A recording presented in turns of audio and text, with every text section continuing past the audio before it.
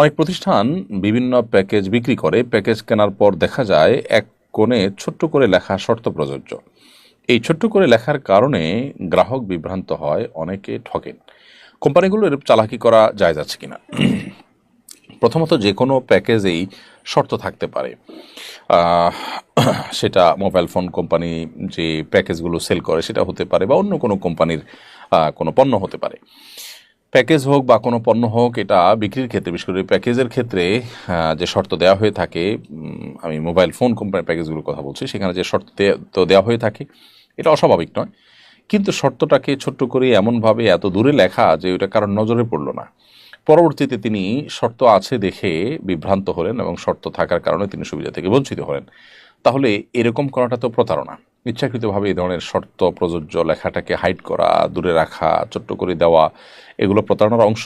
আর এরকম প্রতারণা করলে সেটি কবিরা গুনাহ হবে। মান গাশশা ফালাইসা মিন্না, নবী সাল্লাল্লাহু আলাইহি সাল্লাম বলেছেন যে ব্যক্তি কাউকে প্রতারিত করে সে আমার উম্মত নয়।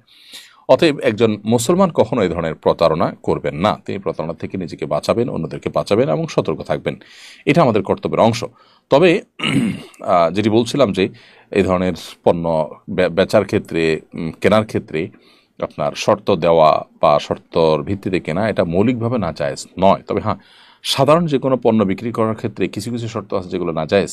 এই জন্য নবী সাল্লাল্লাহু আলাইহি সাল্লাম বলেছেন, নাহা রাসূলুল্লাহ সাল্লাল্লাহু আলাইহি সাল্লাম আন বাই'আন ওয়া শারতি, রাসূল আকরাম সাল্লাল্লাহু আলাইহি সাল্লাম বেচা কেনা করা আবার শর্ত দেওয়া এটা থেকে নিষেধ করেছেন।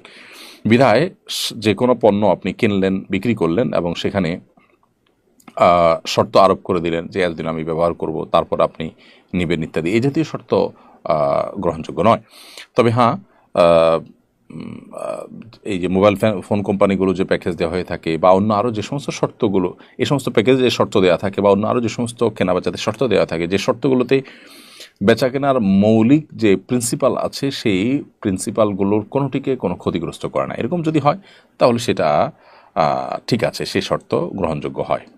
মোদ্দা কথা হলো, গোপনে বা ছোট্ট করে শর্ত প্রযোজ্য লেখাটা এটা কখনো কখনো প্রতারণার শামিল, এবং এর ফলশ্রুতিতে একজন মানুষ তিনি শর্ত প্রযোজ্য লিখেও শর্তকে হাইড করার কারণে তিনি গুনাহগার হবেন।